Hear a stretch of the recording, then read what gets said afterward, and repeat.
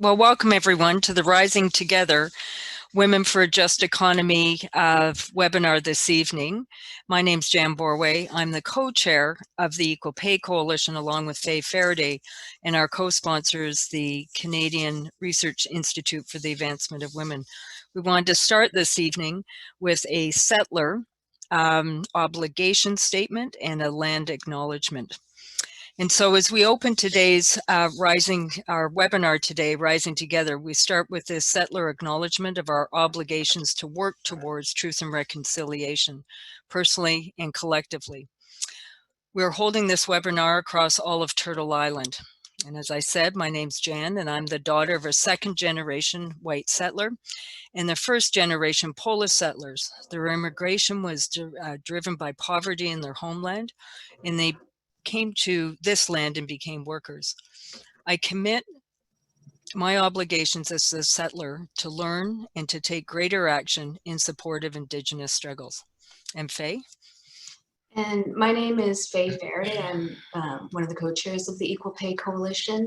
My family is Indigenous to the Philippines, but due to genocide and systemic racism, they found themselves here and were granted sanctuary in Treaty 1 territory. As a settler here, I commit to unlearning, to relearning, and to working towards building good relationships to attack colonialism. All right, good.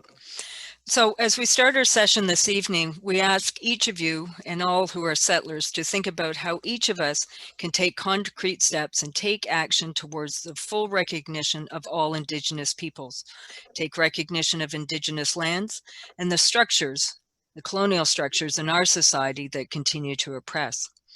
Our settlers before us failed to respect and acknowledge Indigenous peoples, practices, laws, and ways of knowing. Settlers approached their relationship with First Peoples as one of cultural genocide, and this failure to respect and acknowledge continues today. Settlers failed to abide by the signed treaties and signed agreements with First Peoples, and the failure to abide by these treaties and agreements signed in good faith by Indigenous peoples continues today. So as one small act towards the truth of these lands, we acknowledge the land that we're meeting on is the traditional and unceded territory of many nations. We honor the First Peoples who've lived on Turtle Island for thousands of years. We acknowledge the enduring presence of Indigenous persons in the area for time immemorial.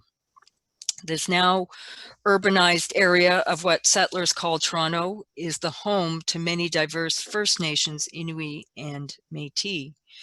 This land includes the Mississaugas of the Credit, the Anishinaabe, the Ojibwe Chippewa, the Haudenosaunee, and the Wendat peoples.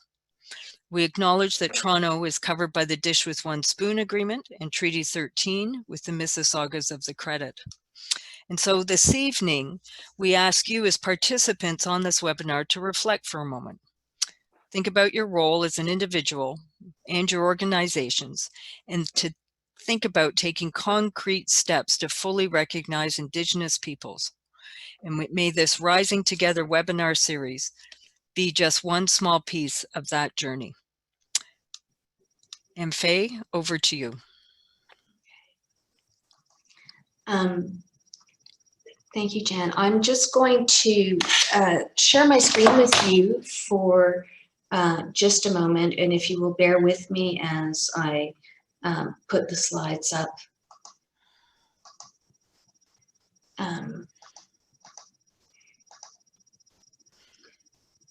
There we go. Are you seeing the main slide, Jen? No, a little technical problem. I can, Faye, would you like me to? Okay. Would you like? Let me just unshare. Okay, actually, here we go.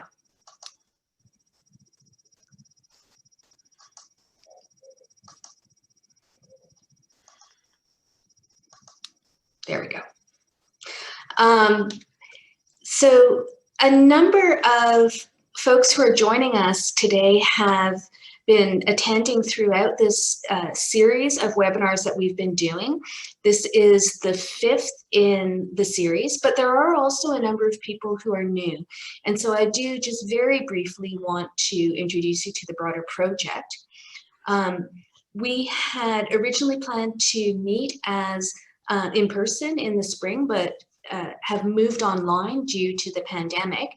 We have been bringing together activists from across a number of different movements, feminist movements, labor movements, migrant justice movements, climate justice, Indigenous rights, disability justice, and many more, to collaborate across movements on strategies that address the structural and systemic drivers of women's economic insecurity. And the aim of these webinars as a whole is to give us a space to collaborate together, to strategize together, to come up with concrete ideas and plans to build an economy that leaves no one behind.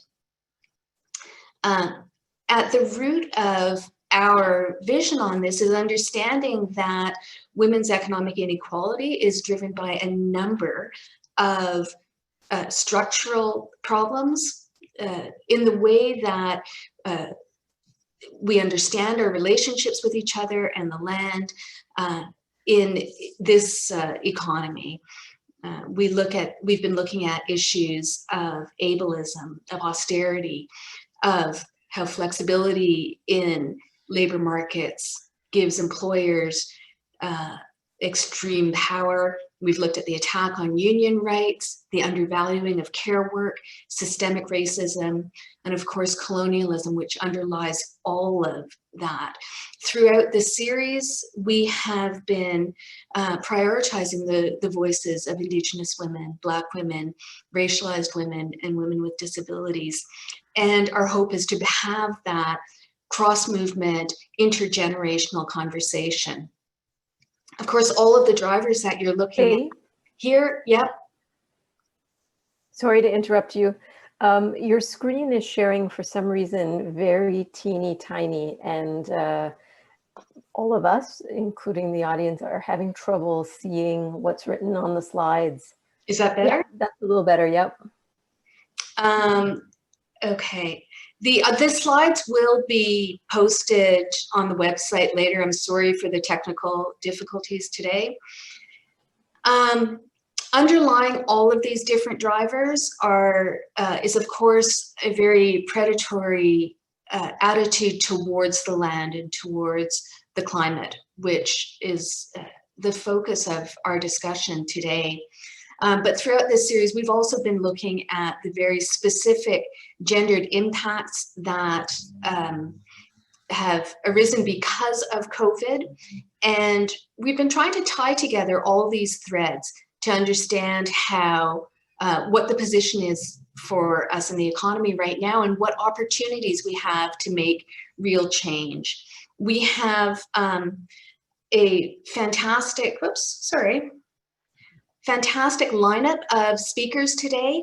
Ellen Gabriel, a fantastic Indigenous human rights and environmental rights activist.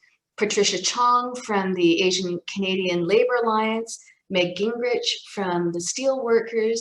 Lylou Sehili from CEVES, and Harsha Walia. And so I will turn this over to our moderator, Sheetal Lodhia, to begin the conversation. Thanks so much, Faye and Jan. Sorry, my voice is just a bit scratchy today. I guess it's the nature of being on the Zooms all day. Welcome everyone. I'll be your moderator for tonight. Bienvenue tout le monde. Je serai votre modératrice pour ce soir. Just a couple of technical notes. At the bottom of your screen, you will notice there's an array of buttons. One is a chat button where you can chat with one another. Many of you already have, to mention that the screen was too small. You can also share links with each other, as well as post information there.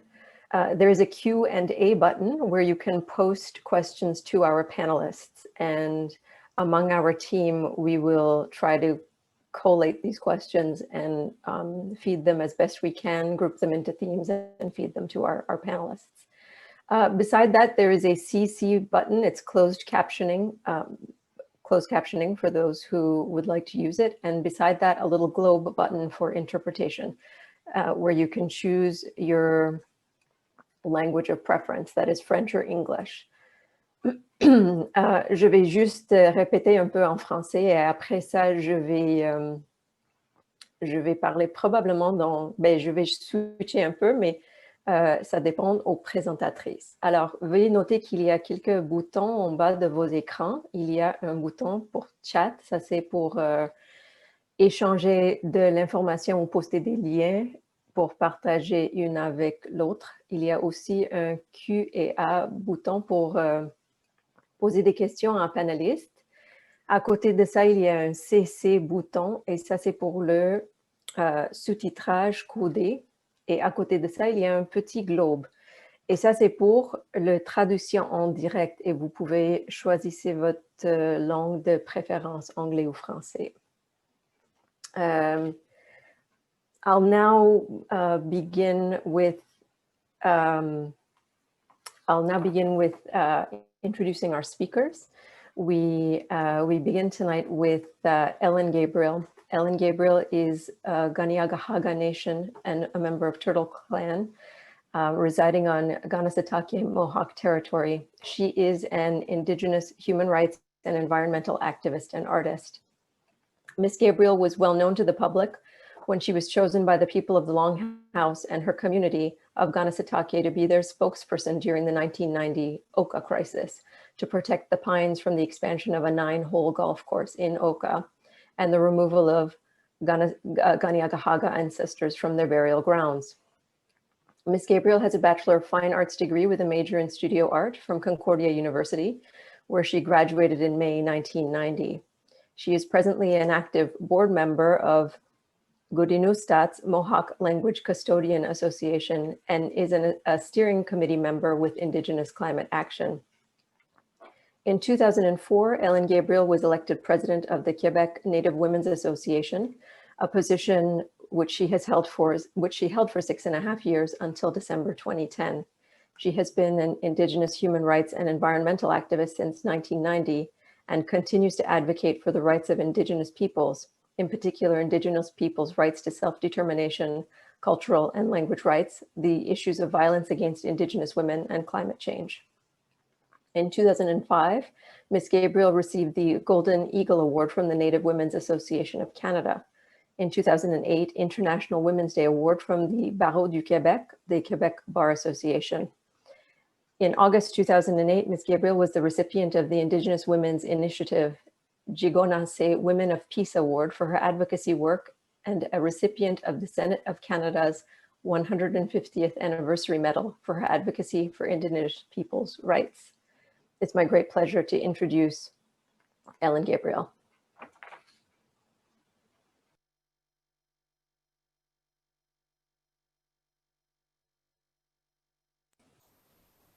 Okay, sounds let's go. Well, thank you, everybody. And that was the long introduction makes me feel older than I makes me realize how old I am, anyways.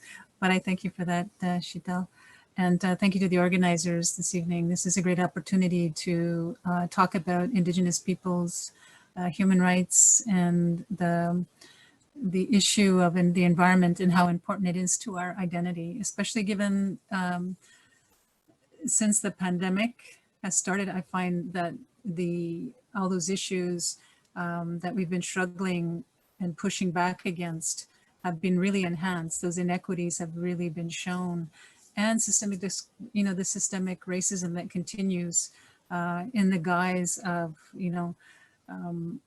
so-called the rule of law, and in the name of Canada's economic prosperity.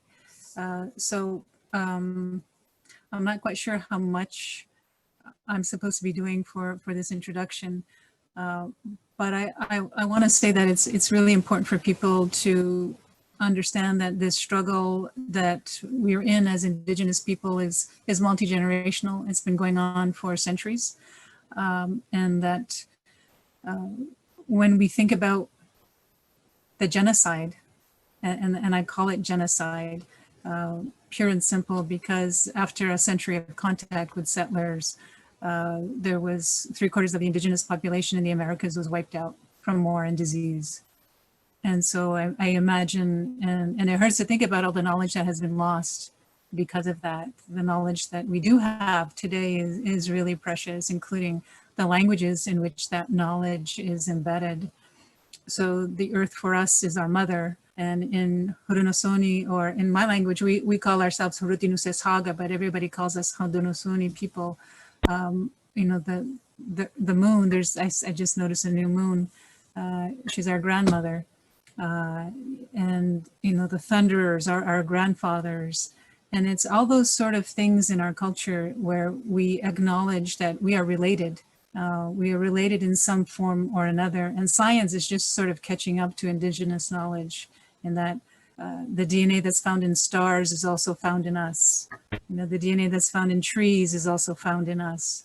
So this whole notion and Indigenous knowledge and those customs and laws, I think, are really relevant to what we're talking about today, and how we're going to proceed in the future for Indigenous women in particular, but for Indigenous families, to acknowledge that those relationships that we have with the more natural world, because we're still part of the natural world, but the more natural world is really important to keep and to nurture that relationship in a way that talks about and acknowledges and respects every single life form. There's so many things that we don't know about what's going on in on this planet, what's going on in the oceans, what has been happening during this pandemic that we don't know about.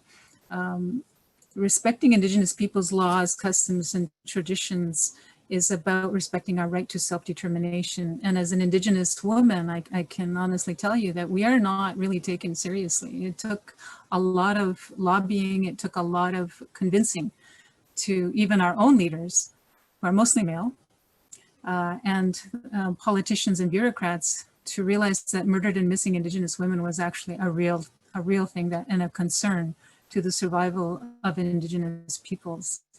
And when we see that we are not being respected, you're not respecting Indigenous people's ability to rebuild from the genocidal policies of colonialism. Women are important in transferring the language, those values. For us as Haudenosaunee people, we are the title holders of the land, so we have not been respected at all. And I can tell you, this past summer was really intense for me personally, with archaeological digs, with more land grabbing, with trying to devalue and to just smear myself and other people who have been fighting for the land, our reputations. And this is all about economic greed. This is, you know, the driving force of colonialism and free market capitalism is fear and greed. And that's exactly what they're doing, that we see right across the globe. And it's no different in Canada. As an Indigenous person, it's hurtful to see what's going on with the lobster fishing. As an Indigenous woman, it is hurtful to think about Joyce Echaquan's death in a Joliet hospital. And these are all things that are happening in 2020 that should not be accepted by anybody in any society, but in particular in a country that professes to uphold human rights, who professes to be a champion of human rights in other countries, but in its own society, it refuses to respect the rights of Indigenous people, in particular Indigenous women. So I guess I'll leave it at that for now. I know we have a lot to discuss, so thank you for the generous time of the introduction, and yeah. Thank you so much, Ellen Nyawen.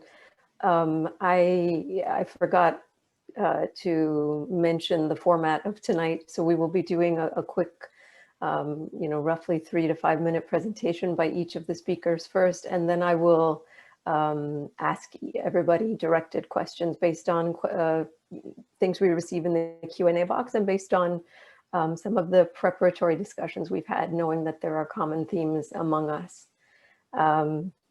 So without further ado, I will introduce our next speaker. Our next speaker is Meg Gingrich, who works in the Research, Public Policy and Bargaining Support Department at United Steelworkers. She got her start in the labor movement, leading a successful organizing drive at a Lodhia call center in Montreal, where she worked in 2006. After the organizing, Meg studied at Stockholm University in Sweden, where she wrote her master's thesis on unions and environmental actions. At the Steelworkers, she helps members in collective bargaining in sectors from steel to healthcare and works on trade, gender wage gap, and green economy policy development for the union. Meg believes that, quote, Canada's COVID recovery plan must lead to a cleaner, greener economy. But in doing this, we cannot simply reproduce existing labor market inequalities. Labor unions can and must play a critical role in ensuring a green recovery benefits all workers, end quote. I am very pleased to introduce Meg Gingrich. Well, thank you so much, Sheetal, and thank you also to Ellen and to all the other panelists and for inviting me to speak here today. So, as Sheetal said, I come from a labor union, the Steelworkers, so I'm going to kind of focus on that, that perspective, labor union, labor market. So trying to tie in some of the themes that I think we're going to talk about this evening, I'm sort of like thinking about the economic recovery from COVID and the shift towards a green economy. Of course, we have to think about making investments into various sectors and creating new clean jobs, improving existing jobs, and decreasing the impact of those jobs on the climate and environment, and more fundamentally, think about how we value different types of work. So I think that tying it into COVID as well, the recovery from that presents a lot of opportunities, but this is also where there's a real risk of simply reproducing and reinforcing existing labor market inequalities. We know that work is highly gendered, it's highly racialized, and one of the causes of the gender wage gap is occupational segregation. So the work that women typically do, especially that of racialized women, is highly undervalued. And what we've learned during the pandemic, and I put that in quotation marks since many of us have known this all along, is that the most undervalued work is so often the most essential. And so I think here's where we see the confluence of a green recovery and a feminist recovery. If we're talking about making explicit policy choices about where to invest and say, whether it's developing an industrial policy or whatever it may be, we have to explicitly tackle the elimination of labor market inequalities. Otherwise, we're just going to be doomed to repeat them. So when I come back to what labor unions in our role, especially industrial, primarily private sector unions like the Steelworkers, we talk a lot about the importance of infrastructure, investment, and creating good jobs. But we have to be sure that we're actually talking about things like childcare and care work as core parts of this infrastructure investment. That type of work's not secondary or less important than, say, the historically male-dominated work in manufacturing or mining. And when we're talking about sectoral investments or policies in manufacturing, making that more environmentally friendly as much as that is possible, we have to make sure that we're actually benefiting not just one segment of the population. That does take concerted effort. So those are some of the things that I work on. I work on, gender wage gap, green economy, those types of things that I try to tie in together along with trade policy, and as much as possible, try not to keep those so separate from each other, even though sometimes they're treated that way. So I work a lot inside the union on policy development, work with other groups, other unions, social justice organizations, work on committees like the Green Economy Network or Blue Green Canada, trade justice, and so on. So try to bring all of these different themes into my work wherever I can. And so we'll be expanding on that throughout the night tonight. Thanks. Thank you so much, Meg. Je vais tourner maintenant à notre prochaine panéliste qui s'appelle Lylou Sehili. Elle est une étudiante de 19 ans, militante au sein de la coalition étudiante pour un virage environnemental et social depuis ses débuts en août 2019. Et elle finit cette année un double DEC en sciences humaines et sciences naturelles. Elle est également une des cofondatrices du mouvement Devoir environnemental collectif, DEC, groupe militant de niveau collégial qui formera par la suite la CEVES aux côtés de Pour le futur Montréal et la planète s'invite à l'université. La CEVES est ainsi un regroupement des étudiantes de partout au Québec issues des différents niveaux scolaires. Pardon. Il et elle, les étudiantes, ont organisé plusieurs manifestations et actions en tout genre, ainsi que la grève d'échelle mondiale de 17 septembre 2019. La justice climatique se retrouve au centre de leurs revendications. Elle passe par l'abolition de tous les systèmes d'oppression existants. Lylou dit qu'il ne peut y avoir de justice climatique sans avoir de justice sociale. Un État qui exploite et aussi un État qui opprime et qui colonise. Je suis vraiment ravie de présenter Lylou Sehili. Merci, bonjour tout le monde et merci avant tout à tout le monde qui est présente aujourd'hui. Pour moi, c'est vraiment un honneur de participer, d'être aux côtés de femmes aussi brillantes et inspirantes que vous. Oui, je vais aborder peut-être un peu plus l'angle de la jeunesse des jeunes, mais les jeunes en soi, c'est pas un bloc monolithique, on pense pas tous et toutes de la même manière, on a tellement une diversité à travers ce mouvement-là, on a des gens qui viennent d'un peu partout, qui pensent de manière différente. Donc, je n'ai pas la prétention aujourd'hui de m'adresser au nom de tout le monde. Je vais davantage parler d'un point de vue personnel. C'est sûr que ce point de vue-là est influencé par les milieux que je côtoie, donc par les jeunes que je côtoie. C'est un peu ça, mes opinions, mes idées découlent tout simplement des gens que je côtoie. Donc, ça va peut-être un peu plus se baser là-dessus de mon côté. À part ça, ça reste très, très large comme débat, comme discussion. C'est pas les jeunes qui ont la solution à tout. C'est pas les jeunes qui vont faire ce changement-là tout seuls. Ça reste... c'est des problèmes systémiques qui requièrent des solutions systémiques. Et donc, pour ça, il faut qu'on travaille tous et toutes ensemble, les différents domaines, les différentes sphères de la société, les différents acteurs, actrices, les différentes générations main dans la main. Donc, il y a l'angle de la jeunesse, oui, mais ça reste un débat, un discours que tout le monde pourrait avoir. Peut-être que le petit côté plus jeunesse, c'est tout le temps relié à l'éco-anxiété, en effet. Mais encore là, j'ai envie de dire, il n'y a plus grand monde à convaincre. Tout le monde sait que la justice climatique, la question climatique est d'actualité et qu'elle est urgente. Ce qui est un peu plus désolant maintenant, c'est que malgré que les gens soient conscients et conscientes de ces problèmes-là, il y a pas nécessairement beaucoup de changements encore. Donc là, c'est comme si les gens encourageaient activement le statu quo. Donc, je pense que je vais parler un petit peu de ça aussi, mais essentiellement, c'est ça. J'ai pas nécessairement autant de choses à dire que toutes ces belles personnes qui sont tellement qualifiées et formidables. En tout cas, c'est vraiment un honneur et c'est ça pour moi. Merci. Merci beaucoup, Lylou. On est ravis d'avoir ton expertise aussi. Tu as fait beaucoup de choses déjà. Alors, c'est pas seulement nous qui ont les experts. I'll now turn to our next speaker. Our next speaker is Patricia Chong. Patricia is a member of the Asian Canadian Labour Alliance, ACLA, and has worked as a labor educator and union organizer for private and public sector unions. She collaborated with the Coalition of Black Trade Unionists and the Adapting Canadian Work and Workplaces to produce an environmental racism workshop specifically for Indigenous and racialized union and community members.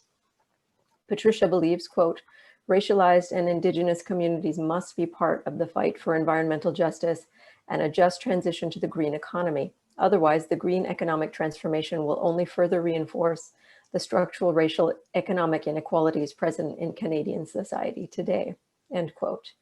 I'm very pleased to introduce Patricia Chong. Great. Thanks very much. Thanks, Sheetal. Thanks, everyone. So I just thought I would get started with explaining what exactly the Asian Canadian Labor Alliance is. I'm a member, and it's actually celebrating its 20th birthday this year. It was formed in 2000, and it's basically just a grassroots volunteer of community of labor, community activists who want to give voice to Pan-Asian trade unionists and community activists, you know, Asian Canadian workers and the community at large. And kind of echoing what Lylou said, again, you know, there's lots of variation when we say even the word Asian, never, you know, what does that mean? And of course, within the group Asian, you know, no one can speak on everyone's behalf. So that really resonated with me, Lylou. It's not like you can speak for everybody, right? I'm here, as Sheetal mentioned, because the Asian Canadian Labor Alliance was very happy to collaborate with the Coalition of Black Trade Unionists and the Adapting Canadian Work and Workplaces to respond to climate change based out of York University.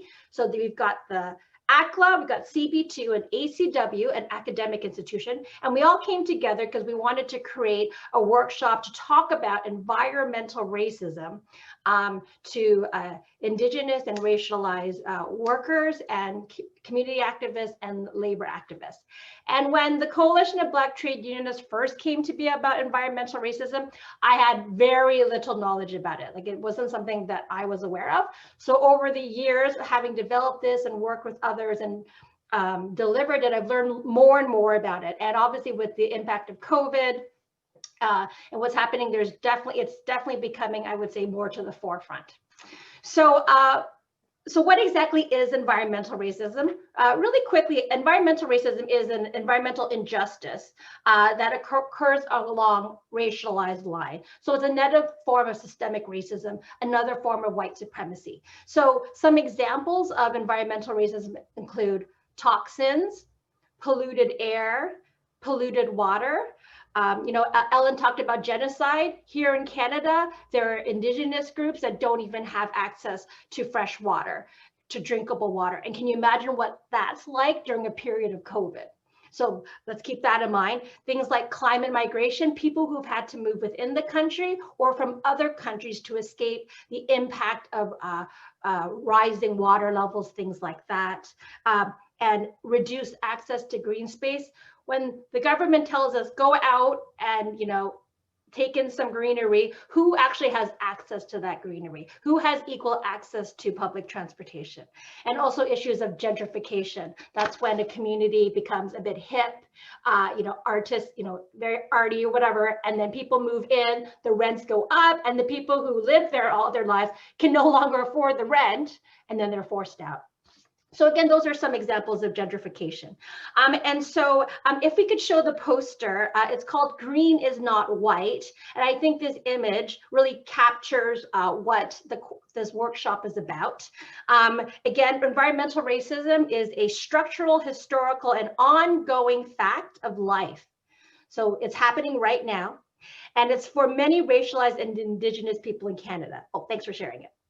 Yet climate change discussions lack an anti-racist lens and have largely ignored how racialized people and Indigenous peoples are economically disadvantaged and socially marginalized by climate change.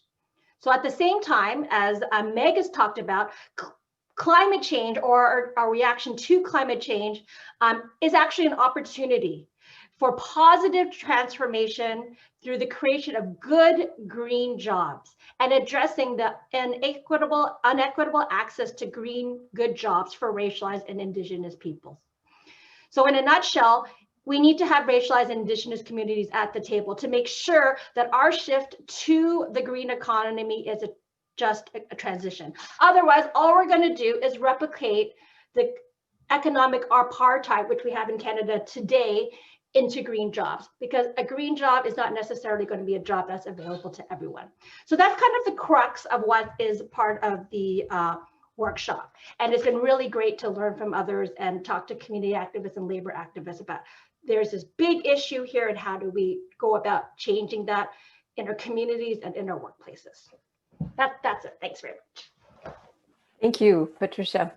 And last but not least, I'd like to introduce our final speaker, who is Harsha Walia. Harsha has in migrant justice, anti-capitalist, feminist, abolitionist, and anti-imperialist movements for the past 2 decades. She has been involved in grassroots movements, including No One Is Illegal, Defenders of the Land, and the February 14th Women's Memorial March. Her upcoming book, Border and Rule, Global Migration, Capitalism, and the Rise of Racist Nationalism, will be released by Haymarket Books in 2021. She is also the award-winning author of Undoing Border Imperialism, co-author of Never Home, Legislating Discrimination in Canadian Immigration, as well as Red Women Rising, Indigenous Women Survivors in Vancouver's downtown East Side. Trained in law, Harsha is currently the executive director at the BC Liberties Association and the former project coordinator at the Downtown East Side Women's Centre. Harsha believes, quote, a green economy must necessarily be rooted in feminist and disability justice principles of valuing all care labor, must unquestionably be aligned with Indigenous nationhood and prioritizing the labor of Indigenous land stewardship, must fiercely be internationalist and in solidarity with all workers, including migrant workers, sex workers, and workers around the world, and must prioritize abundance and dignity for all human beings on this earth, end quote. I'm pleased to introduce Harsha. Hey everyone, thank you for that warm welcome. It's so good to see everyone, and thank you all for organizing this, for all the amazing co-panelists. It's such an honor to be here with all of you, and for everyone who's participating. I wish we could see each other, but hello. Thank you all for joining us at the end of your day. I'm here on unceded Coast Salish territories, lands of the Musqueam, Tsleil-Waututh, and Squamish people. And for me, this is, not simply a land acknowledgement, but really for all of us to center, as Ellen and others have pointed out, to center Indigenous sovereignty and Indigenous nationhood, and to recognize that any conversation or reorienting ourselves to recognize Indigenous law, and that green economies are inherently about recognizing and affirming Indigenous jurisdiction. And that means also Indigenous economies. And as we're seeing what's happening in Mi'kma'ki is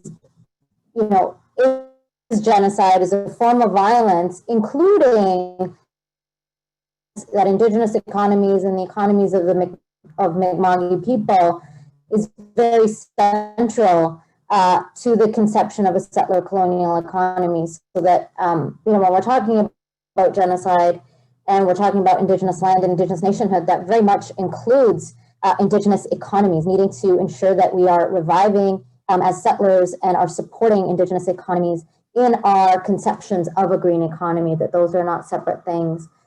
In terms of opening remarks, I'll be brief, and I'd love to think through these a bit more and be in conversation about this. I think in terms of, how do we think of climate justice and green economies and anti-oppression, is really the starting point, I think, is just even the question of what we imagine as the economy and labor. So much of what we know about the economy in terms of its racializations and its many stratifications are because of, as already been said, all of the kind of inherent oppressions.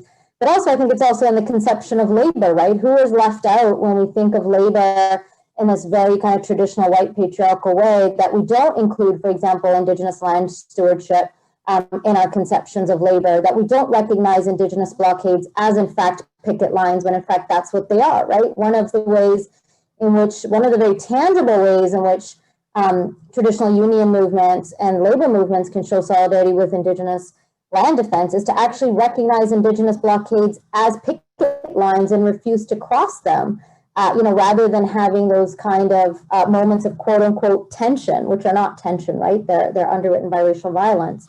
And also, what is not recognized as labor, the labor of mothering and care work, as we know, is not recognized as labor, is not valued as labor.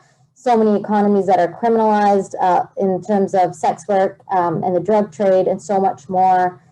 These are criminalized economies. So when we're thinking about imagining a new economy and a green economy, I think that's not only about expanding the public sector, it's not only about better wages, it's also about what we recognize as labor, just that fundamental question of who's working and whose labor is valued.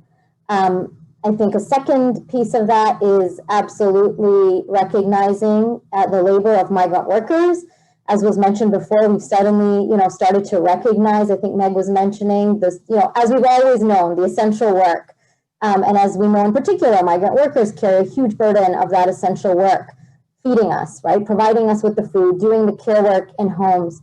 And it is so vital that a green economy absolutely prioritize the demands of migrant worker organizations, which is status for all, which means immigrant permanent residency for all migrant workers, status upon arrival, labor protections, health protections, so that we're not leaving any workers behind, so that we're not falling into the trap of, that we only want this for Canadian workers, that we refuse to continue to scapegoat migrant workers, and that the demands of migrant workers absolutely be central in our vision for a green economy. The two last things that I'll say is it's really important in the moment of COVID, when so many of us are worried about austerity, right? We're so worried about what comes next, what kind of austerity measures come next, that we don't fall into the trap of resource scarcity, because we absolutely know that the resources are there. Those resources are being funneled into the military, they're being funneled into the cops, they're being funneled into prisons. So the resources are there. The carceral state is a big state, it's not a small state. And so when we think that austerity is a small state, and it means kind of the shrinking of the state, I think that that's misleading, because we actually have a growing, expanding state apparatus, particularly the kind of disciplinary carceral arm of the state that really criminalizes and oppresses people, particularly Indigenous communities, Black communities, low-income communities, street-involved communities, who are targeted by these institutions every single day. So I think it's really important when we're talking about austerity that we really think about it as shifting political priorities rather than really accepting the government narrative. I think we have to actively refuse the government narrative and the austerity agenda that there simply isn't resources, right? We know that those are there. We know that fossil fuel industries are getting massive bailouts and continue to be subsidized. The last point that I'll make is how important it is for us to be internationalist in our vision of a green economy. We can't just think that this is, for us and continue to pollute and extract in the rest of the world. Canada is the mining headquarters. 70% of mining companies exist in Canada, and they are extracting all around the world. So, when Patricia talks about green is not white, that means us being attentive to, deeply attentive to the long history of imperialism and the ways in which, tar sands extraction is impacting Indigenous communities, is impacting migrant workers who are working in those industries, and is also completely connected to the military-industrial complex, right? We know most of the world's oil, and this is true also of Canada. Most of tar sands extraction goes to the US to fuel the American military. And so we really need to be thinking about how is a green economy not only about a better life for everybody within so-called Canada, but it really is about our obligations and our responsibilities to everyone on this planet, including those communities and those peoples around the world with whom Canada has had a deeply exploitative and extractive relationship. So I think, I'm thinking about a green economy and climate justice and anti-oppression. It really is a revolutionary framework through which, how do we completely transform and get rid of settler colonialism, imperialism, militarism, patriarchy, capitalism, all of those things, that those are necessary. Those are necessary for a green economy to not simply be a reproduction of the kind of existing economy that we live in. So those are some brief, really quick comments, but I look forward to a conversation with everyone. Thank you so much, Harsha. So now what we will do is I'm going to feed the panelists some questions and hope that some of you will also post some questions in the Q&A box. So Patricia, Meg, and Harsha, some of you touched a little bit on how the pandemic, on how COVID has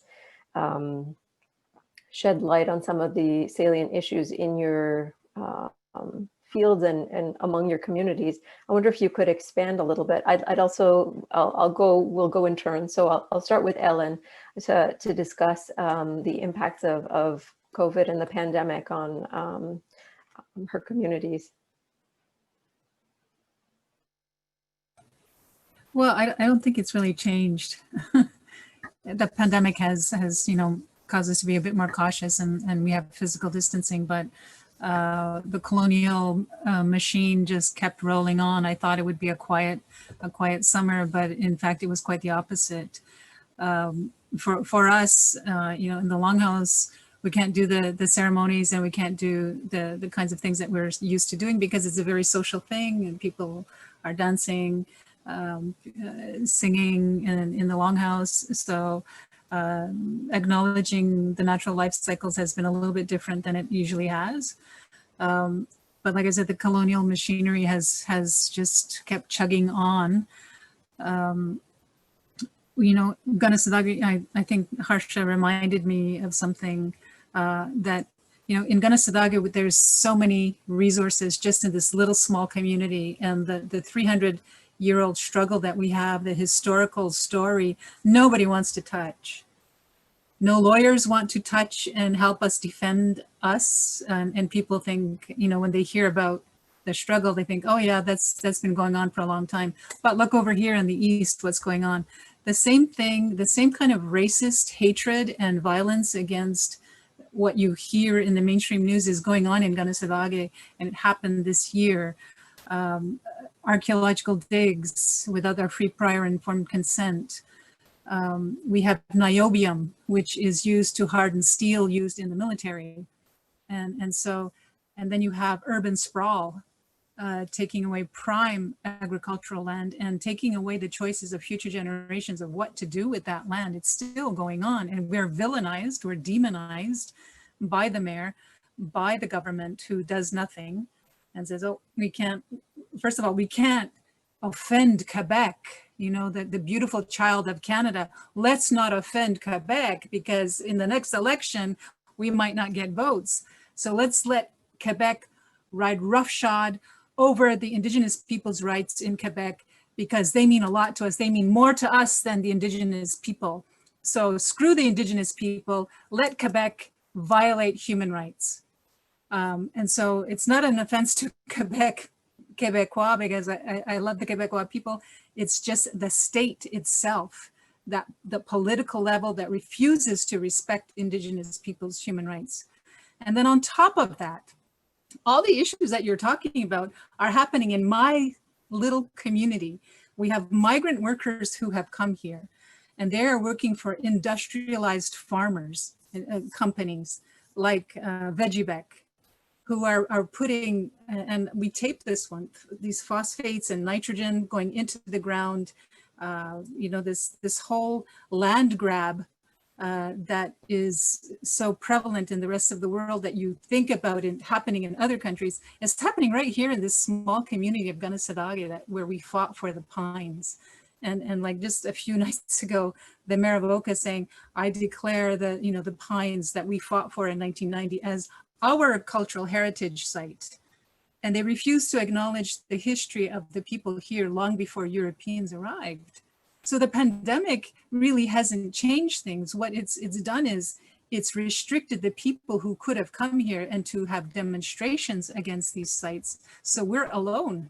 This is how the pandemic has changed our fight against colonial imperialism and systemic racism. And it's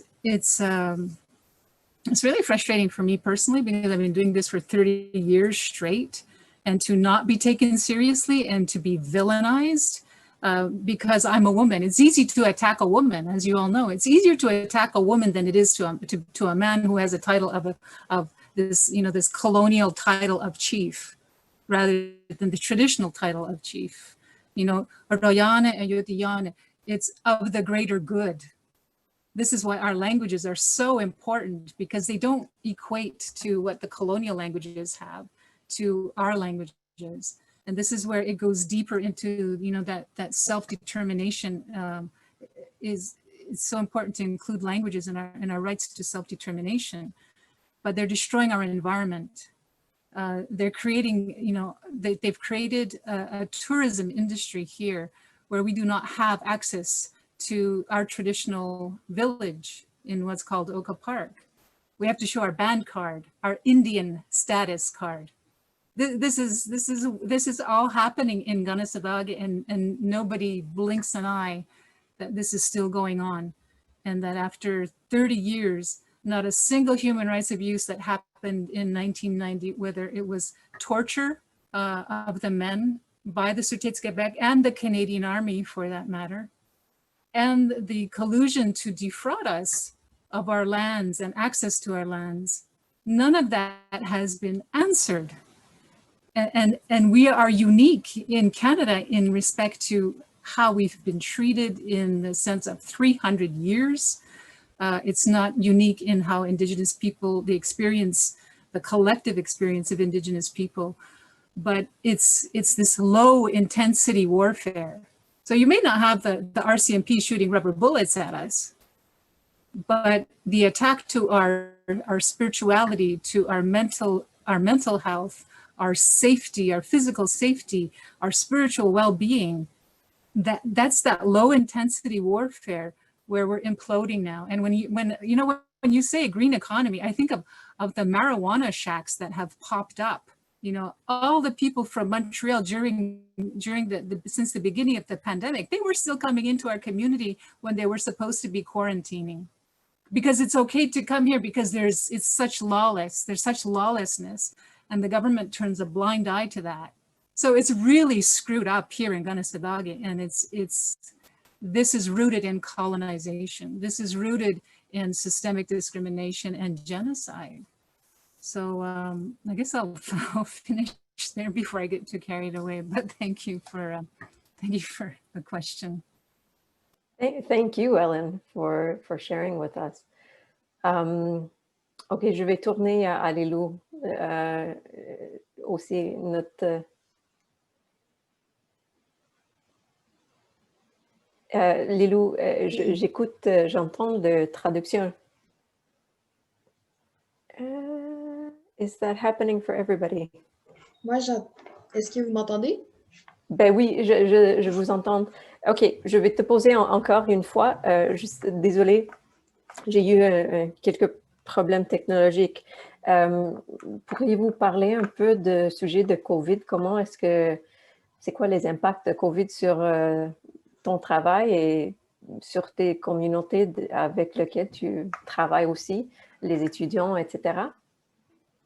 Mais dans le fond, quand la crise sanitaire est arrivée, donc en mars à peu près, il y avait une grosse mobilisation qui était en train de s'organiser, soit la semaine de la transition, qui devait être une semaine de grève dans presque l'ensemble des établissements scolaires au Québec. Donc, on parlait de plusieurs milliers d'étudiants et étudiantes qui seraient en grève pendant toute une semaine, dans la continuité du 27 septembre 2019. Et ce qu'elle avait de particulier, cette semaine de grève, c'est qu'elle s'appuyait essentiellement sur le lien social. Donc, c'était de prendre le temps de ne plus aller à l'école, en fait, pour démontrer que l'environnement vient de dépasser l'éducation dans notre échelle de priorité, et que si les institutions d'enseignement, si les gouvernements, etc., ne veulent pas faire leur part du travail, bien nous, pendant cette semaine-là, on va organiser plusieurs panels, on va faire de l'éducation populaire, on va se retrouver entre jeunes, on va se libérer du temps pour investir ce temps-là à voir comment est-ce qu'on conçoit notre futur, dans quel monde est-ce qu'on veut vivre, ok, ça fonctionne, ça fonctionne pas, ça fonctionnait avant, mais c'est plus adapté aujourd'hui, comment est-ce que nous, on veut le modeler à notre image. Donc, cette semaine-là, elle était très, très prometteuse, mais le projet a été tué dans l'œuf, malheureusement. Donc, c'est sûr que ça a eu un impact sur les jeunes, parce que c'est ça, comme j'ai dit, l'essentiel de cette semaine-là, c'était le lien social. Puis là, c'est tout le contraire avec la COVID. La société, elle n'a jamais été aussi atomisée. Les gens restent dans leur coin. Ben, pas nécessairement dans leur coin, mais les gens sont davantage isolés. Puis ce qui est dommage là-dedans, c'est que, en fait, là, on le voit, en fait, que le capitalisme, c'est un système qui est aliénant, on le sait, mais là, la COVID, ça a permis de mettre ça en évidence plus que jamais, parce que là, en plus, on nous dicte ce qui est considéré comme essentiel ou pas. On nous dit que l'économie, c'est ce qui est le plus essentiel et on relègue le lien social au deuxième plan, alors qu'il n'y a rien de plus essentiel que le lien social, le contact social entre des êtres humains pour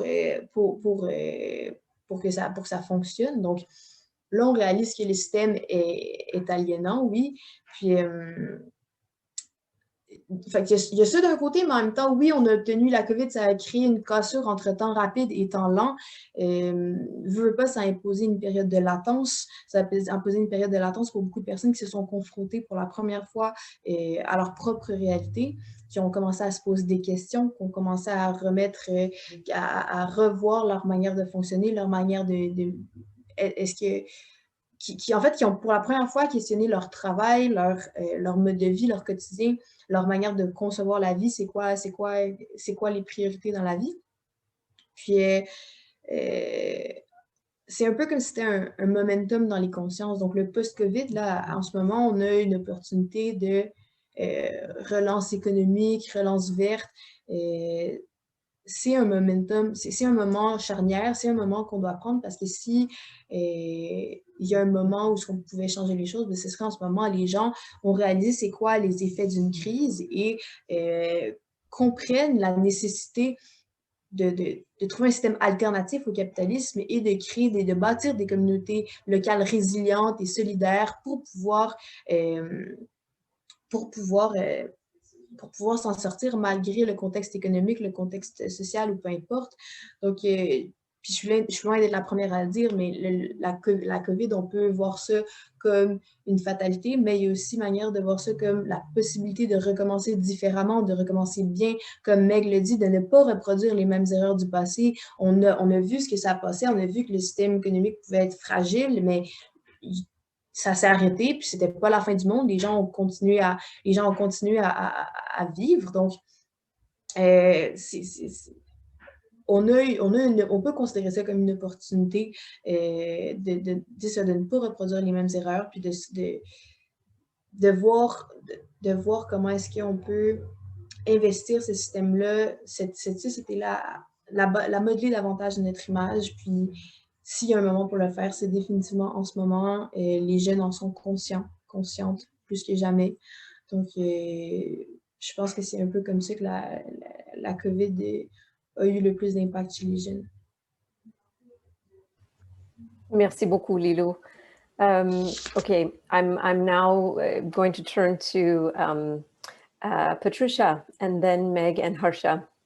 The same topic, which is, I know the three of you actually already started discussing this, and maybe you can just elaborate a little bit before we move to the next topic. Go ahead, Patricia. Great. Yeah, I think COVID-19 had a huge impact on the communities we're reaching out to. Specifically, when we talk about COVID-19, we can think about how it's had a racialized impact. So focusing on Toronto, we know that in Toronto, certain segments of the population are more likely to be infected, exposed to COVID. They're less likely to recover. There's racism in terms of who's being admitted to hospitals. So people who are less likely to recover from COVID-19 may be suffering from effects of environmental racism. We know racialized people tend to have and Indigenous people can tend to have higher asthma rates, diabetes rates. Some of these are lingering effects of environmental racism. So they're already less healthy than the general population. Add on to that COVID-19, lack of ability to recover, lack of testing, test results that are taking weeks to come. So there's definitely that aspect of what COVID-19 has done to racialize and Indigenous peoples. Also, Harsha talked about migrant workers as well. As we know there were there were already problems with migrant workers, how they're treated, substandard housing, all those things. Again, explicit forms of environmental racism. Ellen talked about seeing, migrant workers and like handling those chemicals and whatnot. And we know with the outbreaks of COVID-19, many migrant workers died.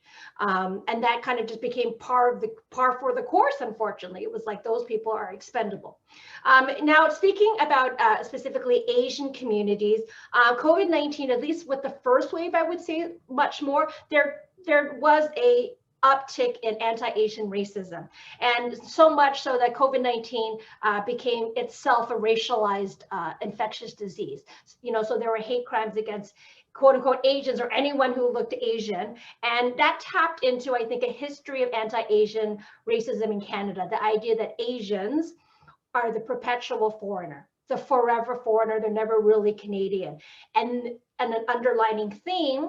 And if we look into Canadian history, is the idea of Asians being diseased, infectious, the yellow peril, if you will. So COVID-19 kind of reignited that. And so a whole new generation of Asians were exposed to COVID-19.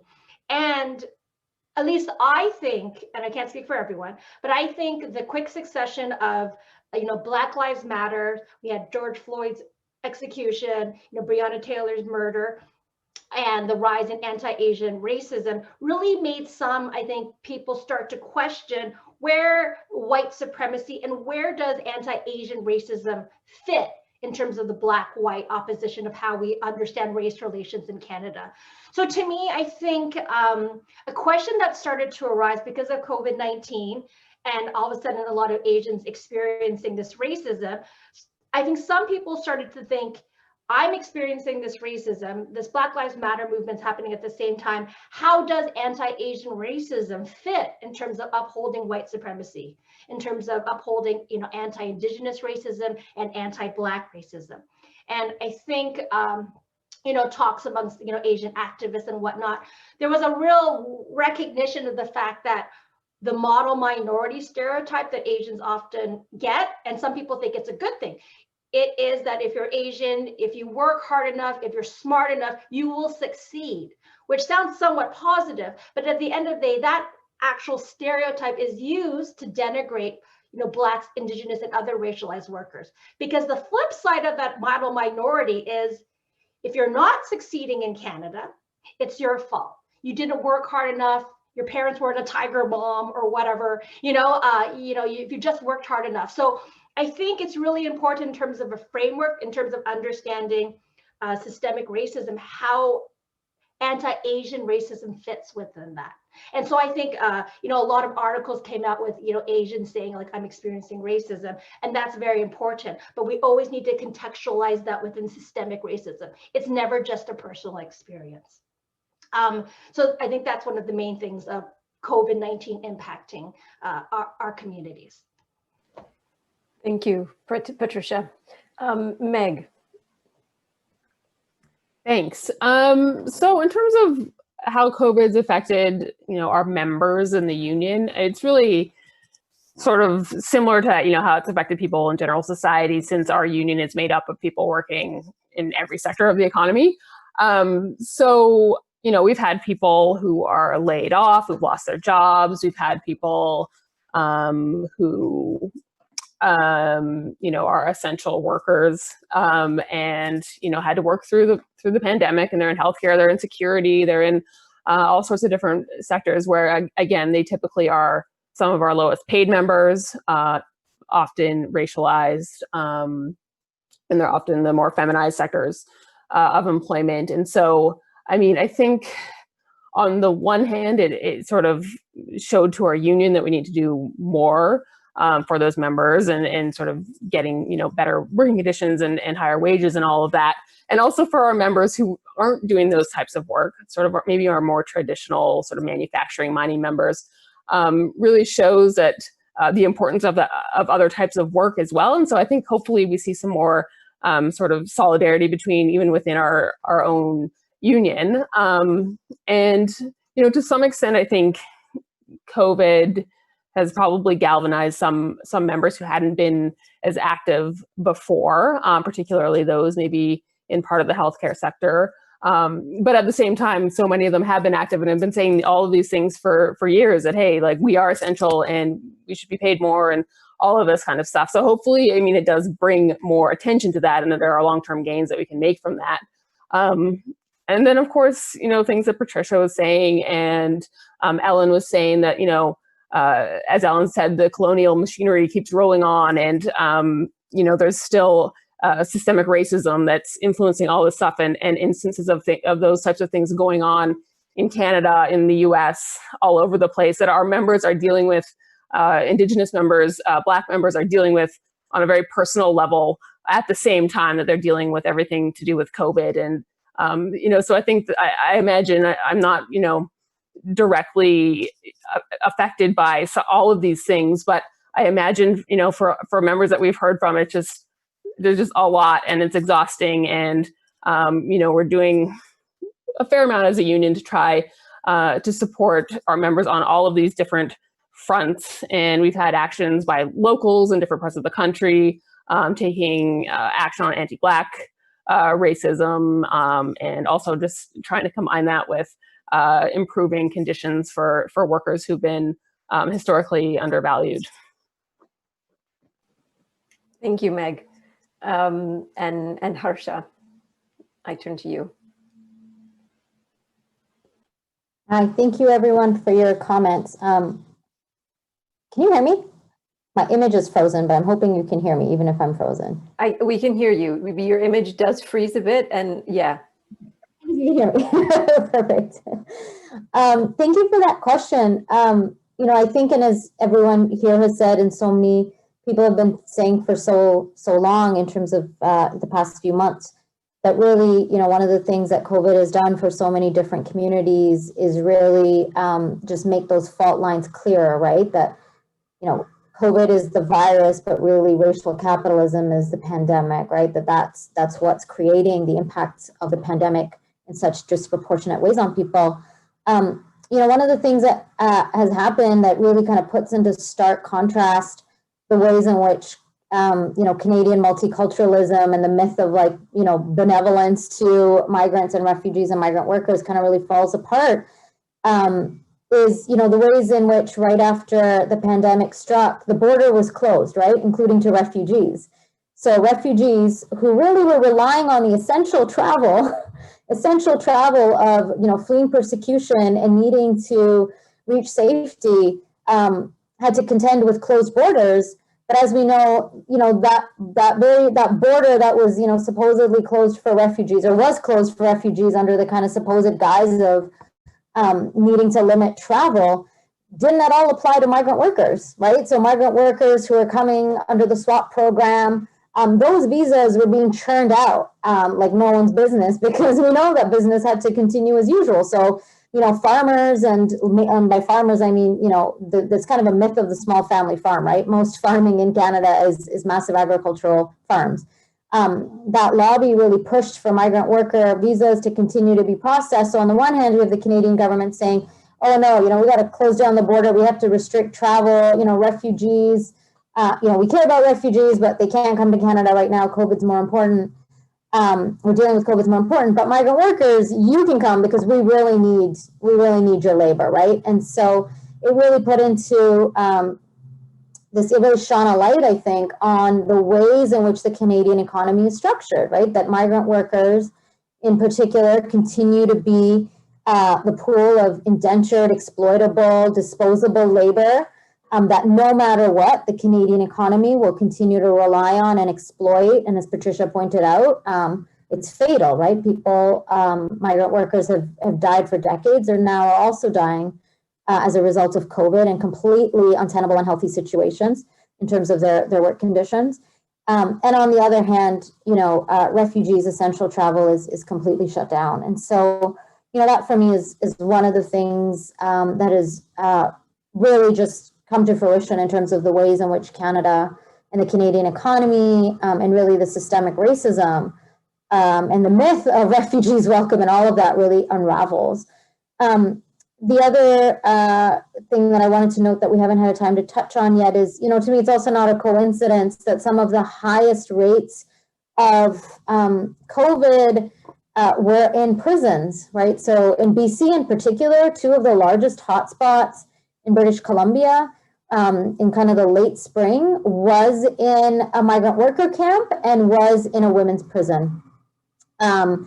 And so that's not a coincidence, right? Because we also know that, you know, prisons are death camps already. And then, of course, in the context of COVID, the fact that we continued to incarcerate people under deadly conditions. And then the kind of weaponization of COVID. So once it came to light that, you know, that COVID was just like spreading like wildfire in prisons, in certain institutions in British Columbia, then what happened was the weaponization of COVID, where then, you know, suddenly the prison started to use solitary confinement as a justification to minimize transmissions. Instead of actually releasing people, they started putting people into seg and solitary, right? So just clamping down even more, restricting even more people's liberty and their ability to access, you know, minimal amounts of access that people have, like to phones and showers and things like that. And so, you know, we really just see the continued exploitation and criminalization of people. And that also happened in a number of tent cities. And so, you know, prisons in tent cities, these are disproportionately people who are, of course, impacted by impoverishment, who are Indigenous, who are racialized, right? So when I'm talking about prisons and tent cities and homeless encampments, these are racialized and gendered in very particular ways, disproportionately Indigenous people. And in homeless encampments, you know, so on the one hand, we have people who have nowhere to shelter, right? Such a key part of COVID is shelter in place. And then you have homeless people who have nowhere to shelter in place. And I think it's really important when we're talking about particularly Indigenous homelessness that we always understand that that is a function and a symptom of settler colonialism, right? To be homeless on your own homelands is not a coincidence. It's a function of settler colonialism and displacement always. And so to have homeless people be told that they can't shelter in place, that there is no housing for them, and then to have COVID weaponized against them, because in BC, under, you know, a purportedly progressive NDP government, what we ended up having is a ministerial order where, in order to basically ensure that COVID wouldn't transmit, encampments were broken up under ministerial orders and under the authority of police. So, you know, what minimal kind of sheltering in place people had, the sense of community people had in tent cities, were then broken up because of COVID. To say that, you know, now you can't transmit COVID because your tents aren't far apart enough. So we just had this awful, all these instances of the weaponization of COVID in very particular ways to continue to exacerbate criminalization. So I think that's also important, because I think, you know, a lot of times we talk about the impacts of COVID as exacerbating existing inequality, which is absolutely true. And I think we also have the active weaponization of COVID to criminalize people in very particular ways. And I think that's an important part of what we need to think through as well. The other thing that we saw in BC, and people might have heard about this, is, you know, so COVID happened a few months after the very public, heavily militarized raid in Wet'suwet'en territories. And so these are the raids on Unistoten and Gidimt'en camp, who are, you know, the Wet'suwet'en nation, who are actively been involved for, you know, in recent memory, 10 years, and of course, a much longer history, to oppose pipelines, particularly fracked gas pipelines. And, you know, so as COVID happens, one of the things that we also saw in terms of industrial work camps is the continued extraction, right? So again, you know, COVID's supposed to slow everything down, but the thing that absolutely doesn't slow down is, as Ellen, you know, so eloquently put, is this colonial machine. And man camps, industrial man camps, which are extracting, are so responsible for violence against women and violence against Indigenous women, continue to operate on Indigenous territories. And so we have Indigenous women who last week people might have seen in Wet'suwet'en territories, Gidimt'en women were doing ceremony at a proposed drill site, and the RCMP came in and threatened to arrest and remove them. So we continue to have these kinds of violences perpetrated and perpetuated against people. And the last thing that I'll say in terms of the impacts of COVID, that we haven't had a chance to discuss yet that I find, you know, I'm deeply worried about. I don't actually feel hopeful at all, to be honest, at this moment. You know, I think this moment is theoretically a moment of transition, is theoretically a moment of, you know, can we build something new? But I'm not personally hopeful about that because so much violence continues. And also because we've seen the ways in which COVID's also opened up a huge door to the rise of the right. You know, we already saw the right escalating and gaining steam in Canada. Just in the past week in Vancouver, we had thousands of people come out for, like, you know, a right-wing kind of anti-mask rally.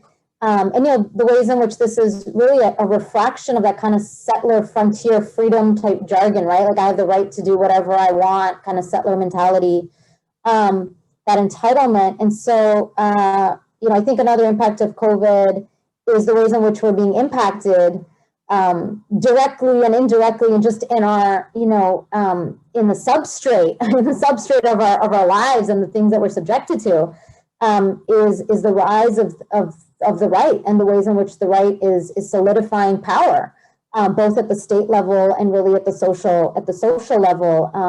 And so that is something as well that I think is impacting our communities, and that is something that I find really worrying at the same time as we see state power continuing, right? Police violence continuing to kill people, continuing to brutalize people, and us not having the ability to respond in the same ways because we're also then dealing with the magnitude of COVID. So I know that's a bit of a down note, but I know this moment is supposed to be something that we can latch onto, and I really, really wish it is.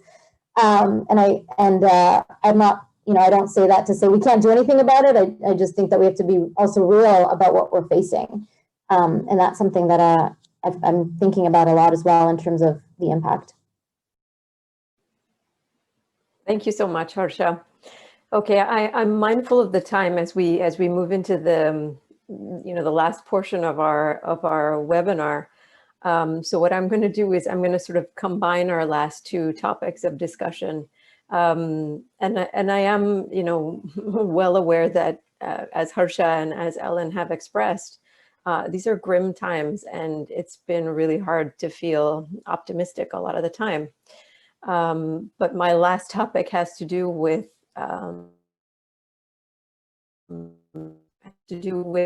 that when we are at our most optimistic, when we imagine the kind of world that we want to see, when we picture that world, tell me what is that sort of world that you imagine, and tell me about some of the structural or power dynamics that exist in our current economic framework that prevent us from getting there and that need to be shifted in order for us to get there.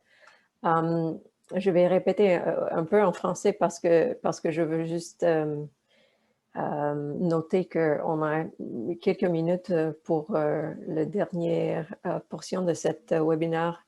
Je veux demander aux panélistes d'imaginer un monde idéal. C'est quoi ce monde? C'est quoi les éléments de ce monde idéal? Et dans quelles sont les étapes, quelles sont les mesures de réaliser ce monde? Est-ce qu'il y a des problèmes structurels dans l'économie, etc., qui doivent être changés ou remplacés pour réaliser cette vision? Okay, so I'm going to start. We'll go in just in a different order this time. I'll start with Meg, and then I'll go to Patricia, Lylou, Harsha, and Ellen. So let's start with Meg. Okay, thanks. So yeah, I mean, there's a lot. I'll try to sum this up fairly quickly if I can. Of course, I think, you know, we need to think of alternative societies based on completely different social and economic relations, and environmental destruction, racism, colonialism, all those are inherent to capitalism. And so we need to dismantle those structures, of course.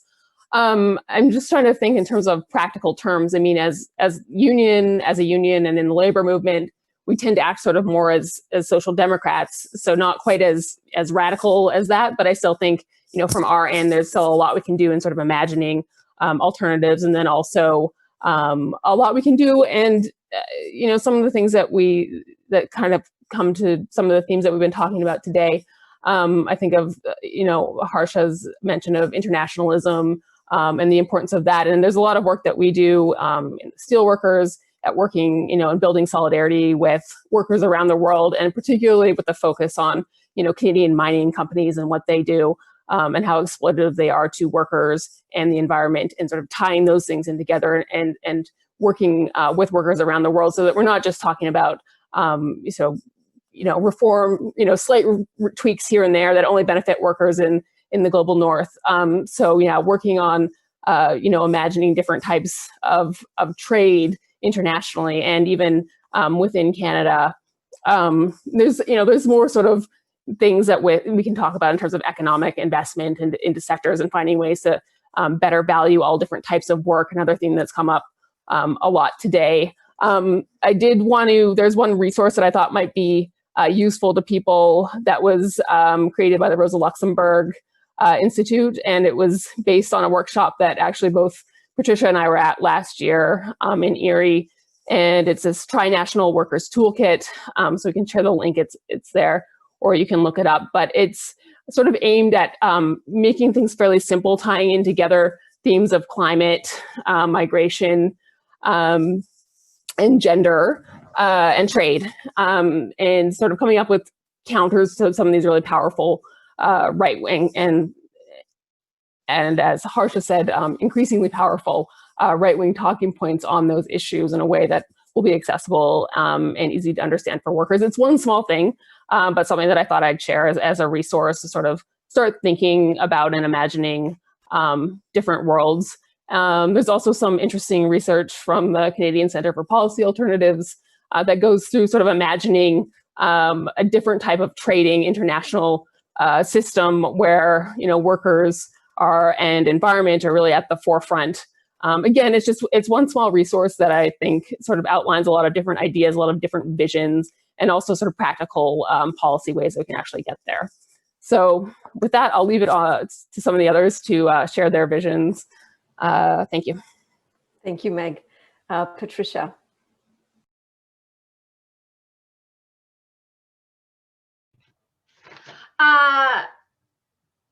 It is a colonial machine. It is a machine. And we think about our current economy in terms of an economic apartheid as a system. The whole thing is just a machine. So at the end of the day, it has to be dismantled. Like Meg said, we can't just tweak it like our little social democratic fence. It just won't work. And our understanding of what, Harsha talked about what it means, what labor means, what is recognized as work, is intricately tied to the male breadwinner model, a white model, a model that's tied to the nation state. You're a citizen. Indigenous people are not really considered citizens. They're second-class citizens. So basically, the whole thing needs to be destroyed. Capitalism, anti-capitalism, and it is hard though. And I like how Harsha kind of talked about a tension. Sometimes we want to be optimistic, and everyone has their ups and down days. And with the rise of the right, it can feel so big. I just want to pull out my hair half the time about what we're facing. But getting back to Megan, like kind of the concrete things. Thanks, Meg, for sharing the Rosa Luxemburg resource. I did want to share. It's called Greening the Workplace Through Collective Bargaining. It's a database, and maybe you can put it up on the chat. And it's a collective bargaining database where you just type it in. It's free. You just type it in. It's really simple, and it'll show you existing collective agreement language. So it's a small step for us who are lucky enough to be unionized, to try to push our unions forward. I also think as a labor activist, we need to recognize the limits of the labor movement currently. When workers try to strike, when there's strife in the workplace, our paid job sometimes within the workplace as shop stewards or our volunteer roles as shop stewards and whatnot, is to channel worker discontent into the grievance procedure. Like that's the whole point of the union contract. You've got a conflict with management. Okay, fill out this form.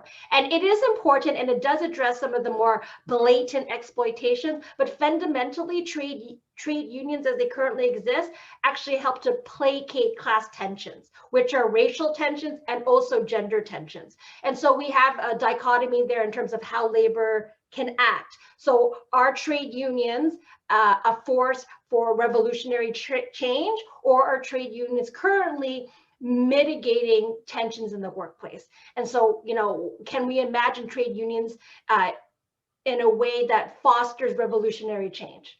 I don't know, you tell me.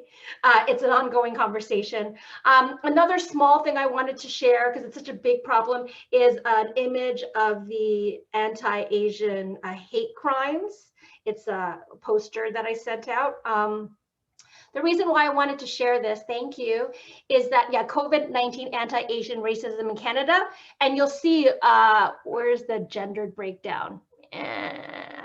It's here. Okay, it's largely women who have been impacted, but yeah, sorry, over 70% of respondents identify as women. So Project 1907, it was important to quantify what was happening. And so people were just saying anecdotally, I've been assaulted, I was, you know, blah, blah, blah. But the reason why this is important is that it's a project to actually quantify and prove what we know is happening. So, you know, 85% are East Asian, and they've been assaulted. You know, most of them are assaulted on the public transit, grocery store, things like that. So I thought this project was important because, again, it lends evidence to, you know, people who may dismiss it. It's a small step in terms of using research and evidence to further our goals and campaigns. But I definitely would like to hear from others as well, because it's such a big problem. And then, you know, how do you concretely affect change in our small ways? Thanks. Thank you so much, Patricia. OK, Lylou, je vais tourner à toi pour ton vision et des mesures. Donc oui, c'est clair que le système capitaliste ne fonctionne pas, tout d'abord pour des raisons, il y a des limites biophysiques, c'est impossible d'avoir une croissance infinie avec des ressources finies, mais aussi sur le plan social, en fait, c'est un système qui est profondément problématique parce que le capitalisme ne peut pas fonctionner sans inégalité. Non seulement il en a besoin pour fonctionner, mais il en engendre toujours davantage. Donc, au même titre, on peut faire un parallèle avec l'État colonial qui est en place. L'existence même de cet État colonial n'est possible que par l'oppression qui est constante aujourd'hui. Donc, les riches ont besoin des pauvres et de la classe moyenne parce que bien plus souvent, on va s'accaparer du capital plutôt que de le créer. Et quand on accapare du capital, bien, soit on le prend aux pauvres, soit on le prend à l'environnement, à la terre, ou on le prend aux générations futures. Donc, selon moi, il n'y a pas une option qui vaut mieux que l'autre. Et cet écart entre les riches et les pauvres est volontairement maintenu en place pour faire du profit. Et puisqu'on cherche constamment à faire plus de profit, il ne faut pas s'étonner qu'après ça, les inégalités, elles aussi, elles n'arrêtent pas d'augmenter. La courbe du profit et la courbe des inégalités, ce sont deux courbes qui suivent la même tendance. Surtout dans un contexte néolibéral, surtout dans un contexte de crise aussi. Si je peux me permettre de mettre un petit peu de Naomi Klein là-dedans, le capitalisme, c'est un système qui profite, c'est un système qui va s'enrichir à chaque crise parce que c'est dans ces moments-là que les États en profitent pour capitaliser le plus possible. Donc, ensuite, par rapport aux stratégies qu'on peut mettre ensemble, qu'on peut mettre en place pour un monde potentiellement plus équitable, ben, je pense qu'il y a deux manières de voir un peu le volet stratégique. Donc, tout d'abord, il y a des changements ou du moins une mobilisation qui va se faire davantage sur le court terme et une autre qui se fait davantage sur le long terme.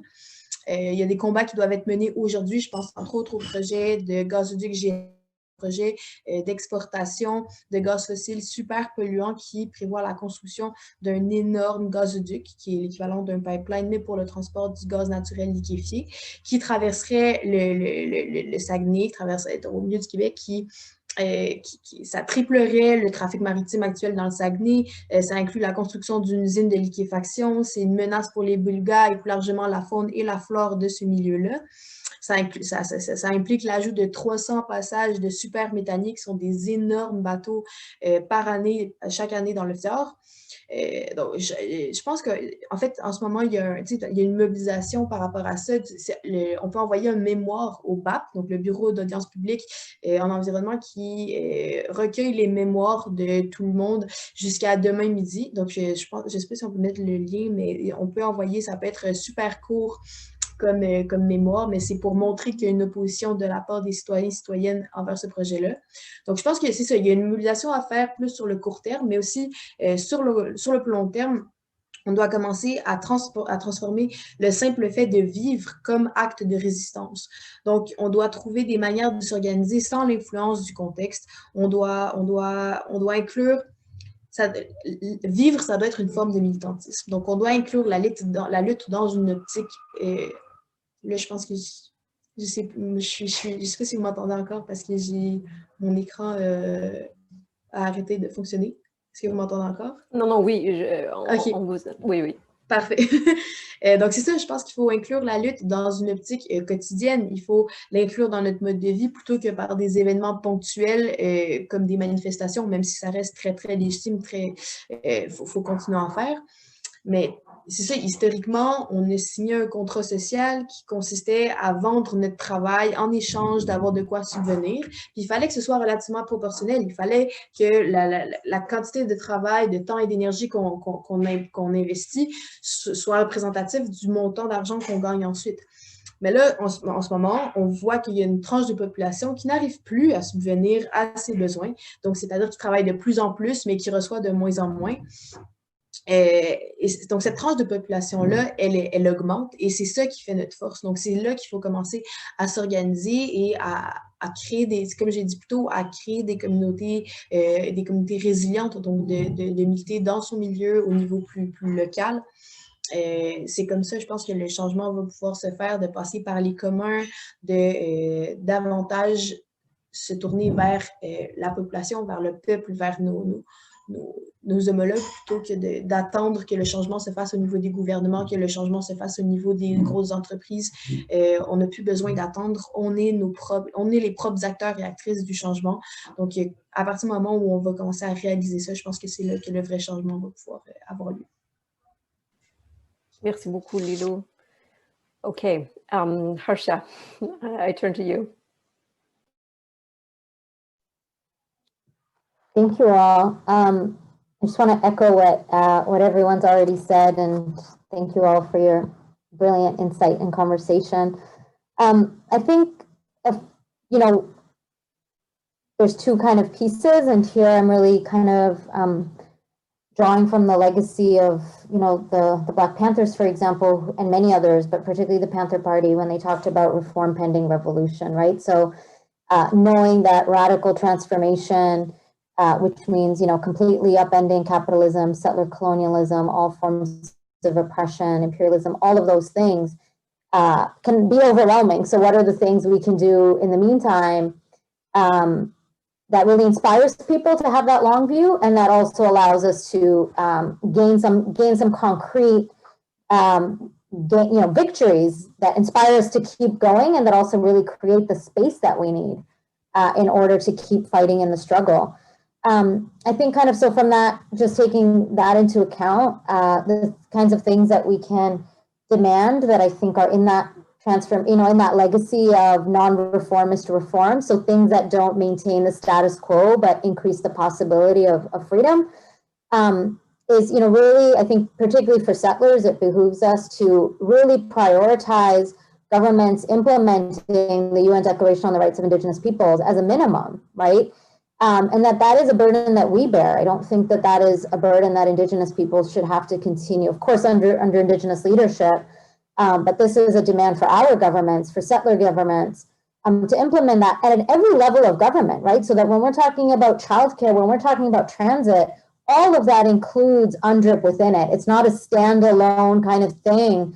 That has to be central to everything, so that even when we're talking about climate justice, if we think about the ways in which the environmental movement has really used, and the conservation movement has really been to the detriment of Indigenous peoples, right? This kind of terra nullius framework that to conserve the land means that Indigenous people can no longer have access to their land. So everything needs to really be grounded in UNDRIP and Indigenous leadership and consent and nationhood.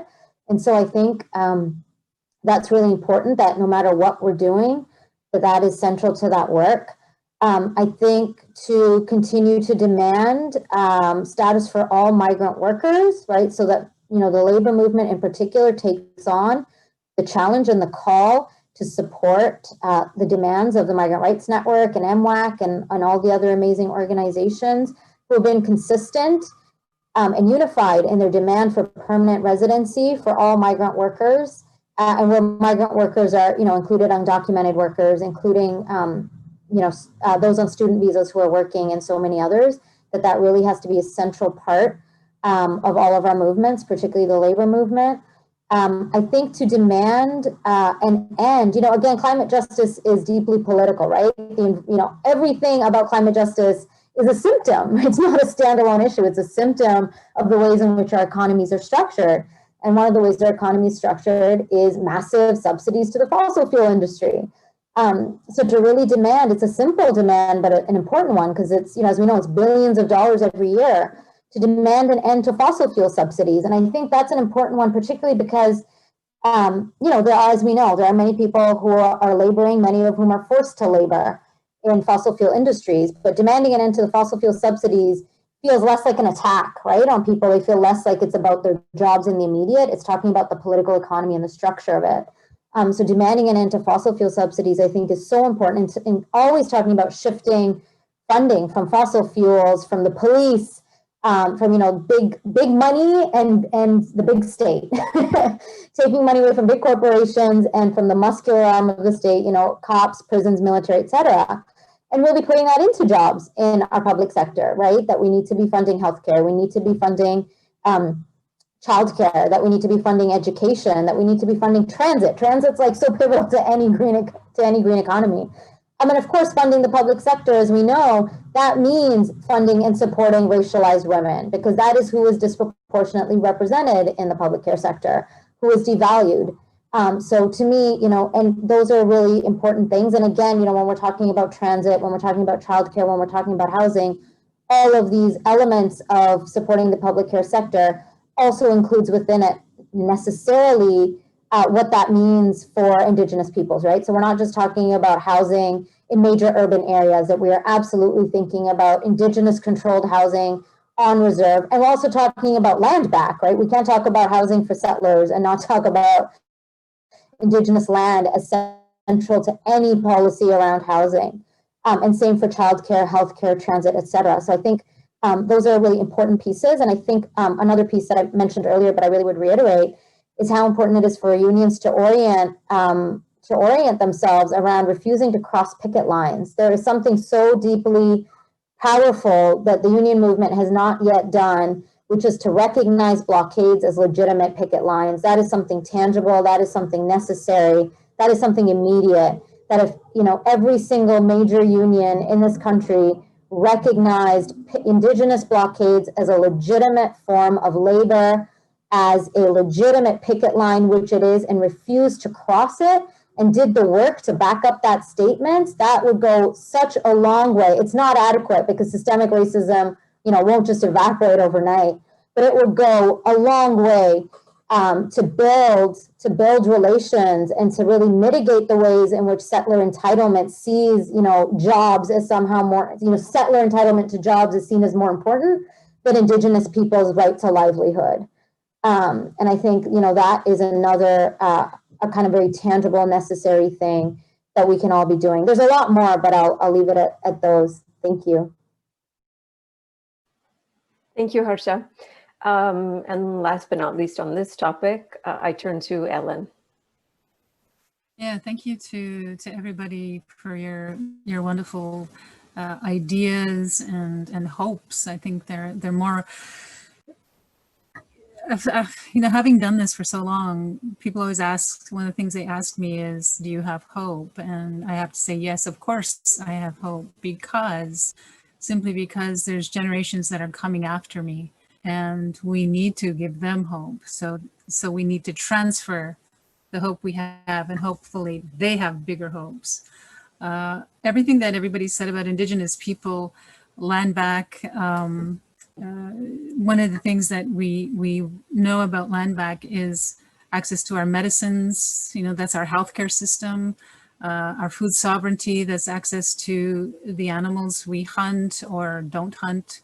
And that, we want people to really understand that the land is part of who we are as people. It's what our languages are based on. It's what our culture, our ceremonies are based upon, is that relationship with the land. And if we're not allowed, if we are continually and perpetually, for that matter, being squeezed into smaller and smaller parcels of land, we lose who we are as Indigenous people. Lylou mentioned Gazadook. Gazadook has pipelines coming through Oka Park. And we were trying to get that to stop. And they came to see us with their PR and said, listen, here's the card. If you have any questions, go, call this number. So that's another thing that we're dealing with in Ganesabaghe. But if we look as human beings, let's take all that race card out of it and our gender card out of it. That simple slogan that I heard a long time ago, there's no jobs on a dead planet. If we can use our power as consumers to say, Apple, Mac, everything, all those things, that kind of technology requires mining. It requires the contamination and pollution of lands and waters. We think about the energy that goes into just creating a simple cell phone.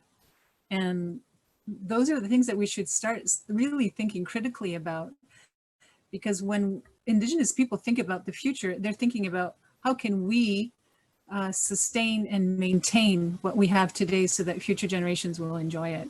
The way we're going, we're not going to. We have the UN Declaration on the Rights of Indigenous Peoples, the Royal Commission on Aboriginal Peoples, the Truth and Reconciliation Commission, Murdered and Missing Indigenous Women, all talk about educating Canadians about Indigenous peoples' rights, Canada's colonial history. And once you start learning about those things, then it maybe that it'll diminish, won't eradicate, but it'll diminish the systemic racism that we continually feel, because Canada's not interested. The bureaucrats that are there throughout whatever government, they're not interested in getting rid of systemic racism. In fact, I think they're probably paid extra to make sure that the policies continue and are perpetuated.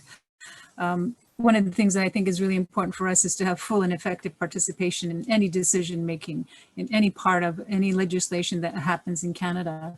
The Canadian Charter of Human Rights is always used to balance out any new legislation that Canadians, have in their parliament. When it comes to impacting Indigenous rights, or there's legislation that impacts Indigenous rights, we don't have the full and effective participation. We are probably the only group of sovereign nations in the world that continuously have to fight and push back against the state to have it respect our rights, to protect our rights. And so when we talk about land back, this is really about that future generation being able to enjoy what we're enjoying today, and protecting, on top of that, those seeds. There's a small book called Indian Givers, which talks about all the beautiful contributions that Indigenous people in the Americas alone have contributed to the world. And one of the things is seeds. For us, corn, beans, and squash, that's the three sisters. Junhekwa, that's sustainers of life. Nutritionists discovered, well, when you combine the three together, they make a complete protein. Our science and our knowledge was so brilliant, and we don't know when it started, but it's still relevant today. So Indigenous people's laws, customs, traditions, that right to self-determination needs to be pushed more and supported more. And I'm glad to see that the labor unions have in the past, the postal workers actually have supported Indigenous peoples. We have to have meaningful redress of our land disputes. and the states must provide those legal remedies. That's a human rights obligation, a legal obligation that Canada has, and they're not providing that. We want to get our land back and regain that relationship that's been ruptured because of colonization. And that's the hope I have, and that's what I will continuously work for until I can't. But as a woman, without this title of Indigenous, as a woman, I want all women and girls to be protected and not to feel as if they're a commodity or arm candy on some doofuses who think that this is the role of women. And I won't name names, but there's a trump card coming in. So these are the things that we're fighting back as women. And as long as we fight together as women, I think that we'll each and every one of us will help that hope that we feel for the future, that hope for, you know, Harsha. I love it when your daughter comes in and you give her a nice kiss, and that thing that mother's love or that love of the family is there, because those are the things we're trying to regain back as Indigenous people. Because of Indian residential school, you know, they didn't have that parenting to hug and to hold when they needed them. And so that's something I hope will be rebuilt. But I want us to think of the earth as our mother, and how would you treat your mother? And I guess that's the final word that I'll say. Thank you. Thank you so much, Ellen, and to all of you for your visions and your strategies. I'm going to voice one question that came from our audience. It was posted in French, so I'll read it in French and then I'll translate for you. Mesdames, vous êtes tellement inspirantes et nous sommes privilégiés d'entendre vos revendications et constatations de monde oppressant climatique et économique. S'il vous plaît, pourriez-vous nous dire comment votre parole commune pourrait apporter au début public canadien, voix mondiale, désolé, j'ai besoin de mes lunettes, et vous rassemble dans un même combat? Avez-vous des plans futurs de collaboration pour le bien-être des populations oppressées, même si votre discours peut se porter à l'ensemble des Canadiennes? Nous avons besoin de porte-parole comme vous, car nos combats sont légitimes. Merci infiniment. So the question is about collaboration among all of you panelists across our nation. You are coming from British Columbia, Quebec, Ontario, and beyond. Do you have future plans to collaborate? When I read that question, what I thought is, I mean, here we could form a Justice League of Canada of sorts, you know, with each of you taking up a position. So what we're seeing in this question is a need and a desire to have some unified voices across the country to fight together for minoritized people. I'm going to leave that with you. I don't expect you to answer that, because the onus should not necessarily even be on you to decide on forming this Justice League. But I leave that with you as food for thought. Can we imagine ways to collaborate with one another meaningfully across the country and across the globe for these sorts of changes? And Faye and Jan, I hand it back to you. I think that that's actually a really great point to segue to what we're doing next, because this entire series of convergences that we've been hosting is very much about trying to build that Justice League, of bringing all these movements and all of our collective strengths together so that we can make real change that is that benefits all of us, that makes us all stronger and healthier. And so in that spirit, I want to let you know about the next webinars that are coming up. For folks who have just joined us today for the first time, I will, after this webinar, be sending around an email and giving you the links to all of our previous webinars, as well as the documents that speakers throughout the series have been posting. Our next gathering will be 2 weeks from now on November 4th, where we'll be trying to pull together themes from the entire series and come up with some core principles of integrating core principles of a feminist economy. And then on November 18th, we're going to have another session where that's a discussion session for us to interact with each other and do some strategizing around particular actions and demands that we look forward to. On November 25th, we will be having a webinar on mobilizing. We will have a keynote speaker on cross-movement mobilizing, and then we will break into discussion groups to actually plan some actions.